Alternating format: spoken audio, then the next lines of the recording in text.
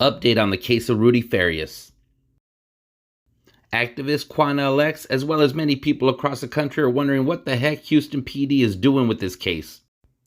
As we already know, activist Quanell X interviewed Rudy in the presence of a Houston PD detective for nearly an hour and a half. Quanell X is adamant that the detective was present when Rudy made horrible allegations against his mother, including allegations of SA. Quanell is accusing Houston PD of re-victimizing Rudy by denying allegations of abuse and by letting him stay with the mother, and frankly, I have to agree. If there was truly a detective present when these allegations were made, there's no excuse to allow Rudy to stay with his mother. Here are some parts of Houston PD's press conference that I have issue with. Time frame where he was missing, investigators followed up on many tips, leads, collected evidence proving that Rudy was not missing during the 8-year period. If you're able to prove he wasn't missing and being hid, isn't that a crime?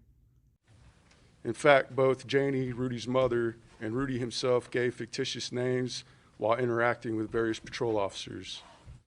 Well, isn't that a crime, especially in a case of this nature involving a child that's missing? It should be harder than simply giving a fake name to fool the police when they're looking for a missing child. After investigators talked with him yesterday, it was discovered that Rudy returned home the following day on March 8th, 2015. The mother, Janie, continued to deceive police by remaining adamant that Rudy was still missing. Did she really deceive you guys, or did you guys not really look? She alleged her nephew was a person friends and family were seeing coming and going. However, we disputed that. Currently, the DA has declined any charges at this time for making fictitious reports and failure to ID. How can you not bring charges for those things? This isn't like we're talking about a littering ticket or a traffic ticket or something. This is the loss of a child's youth, a loss of a man's childhood. Investigators have reached out to Adult Protective Services. HPD Victim Services has reached out. We've also connected Rudy with Victim Services to ensure that he has a method to recover.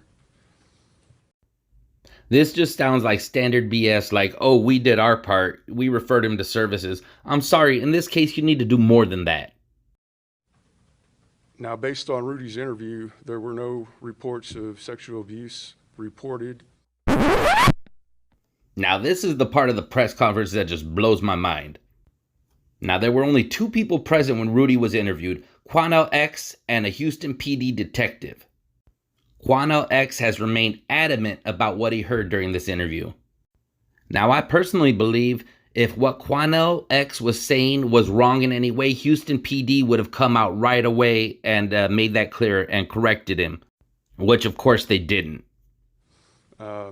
If there is a disclosure made, we will continue to investigate. Currently, the investigation is active and there are new leads coming in. We'll continue to follow those leads. We do take all allegations seriously, and any new information or facts that we receive will be investigated. And how do you justify leaving an abused minor who is now an adult with their abuser? Here's a fact. He's a grown man. Listen to what I'm saying. You want me to answer? No, he was an adult, 17 years old. That's an adult in the state of Texas, okay? I'm still having a hard time wrapping my head around this one. So a person could be abusing an underage child, someone that's 16, 14, 12, whatever, next door neighbor, whoever. If they grow to be the age of 17 or older and they want to be with that person, then it's okay? Like, what am I hearing here? And Texas, you guys need to straighten out that part of your law, and you guys need to do something with this clown show called the Houston PD.